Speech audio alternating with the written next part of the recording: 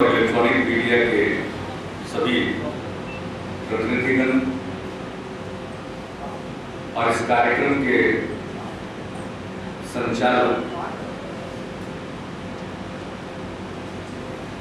Doctor Ramvachan Rai, मैं सबसे पहले पवार साहब को धन्यवाद देता हूं कि उन्होंने अपने पुस्तक के लोकार्पण के अवसर पर मुझको भी निमंत्रित किया।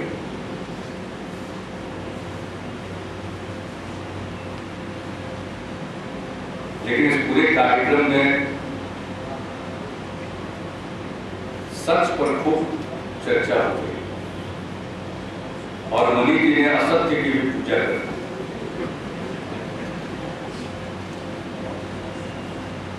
तो सत्य और असत्य दोनों पर हम चर्चा कर चुके हैं। मुझको ज्यादा कुछ नहीं कहना है, एक दो छोटी टिप्पणियां करना चाहता हूं। कड़वा सच के लेखक को तो बधाई है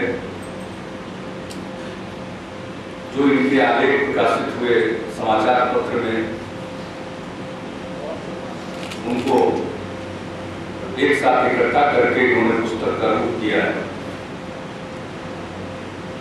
प्रकाशक ने छापा है, वे भी बधाई के पात्र हैं। किताब बिकेगी इसका पूरा भरोसा है, क्योंकि जब ये कड़वा सच लिखते थे हिंदुस्तान में, तो मैं तो उन दिनों जो मेरे जिम्मेदारी था उस हिसाब से मैं पटना में कम रह पाता था। जब कभी पटना में रहने पर इनका कड़वा सच प्रकाशित होता था तो जरूर पढ़ता था, लेकिन लोगों से सुनता था। तो काफी लोग पढ़ते थे इसको, इसलिए मुझको विश्वास है कि किताब के रूप में छपने के बाद इसको लोग पढ़ेंगे और बिहार के लोग पाठक बहुत अच्छे पाठक पढ़ेंगे, जरूर खूब पढ़ते हैं और जो कुछ भी छपता है उस पर प्रतिक्रिया भी अपनी देते हैं,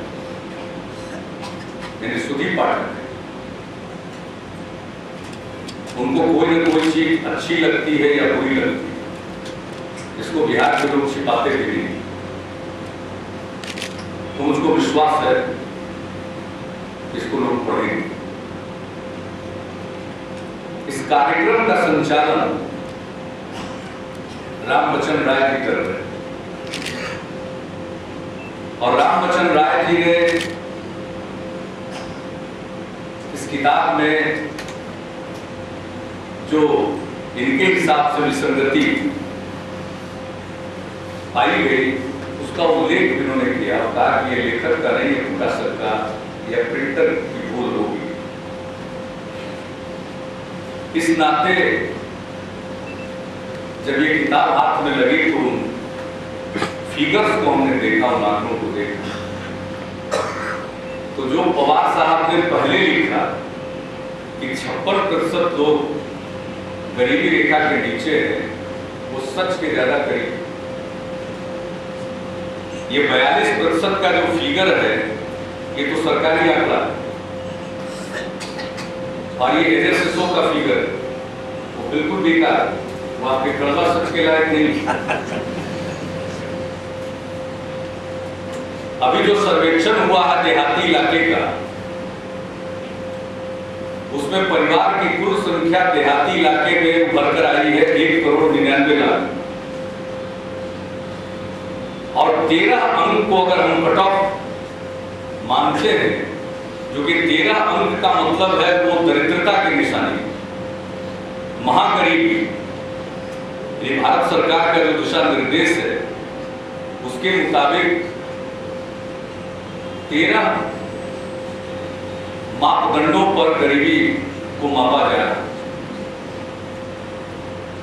और उसमें 0 से लेकर 4 अंक देने हैं हर में।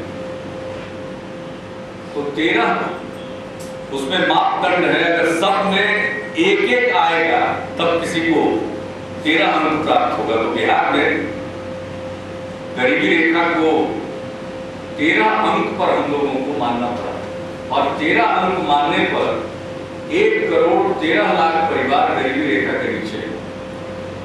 चौबे जी का शहरी इलाके का सर्वेक्षण चलेगा और उसमें जो अनुमान है कि 8 लाख परिवार शहरी इलाके में गरीबी रेखा के नीचे है, तो दोनों को मिला दीजिए तो 1,21,00,000 परिवार है। कुल परिवारों की संख्या बिहार में 2,22,00,000, उसमें 1,21,00,000 परिवार गरीबी रेखा के नीचे।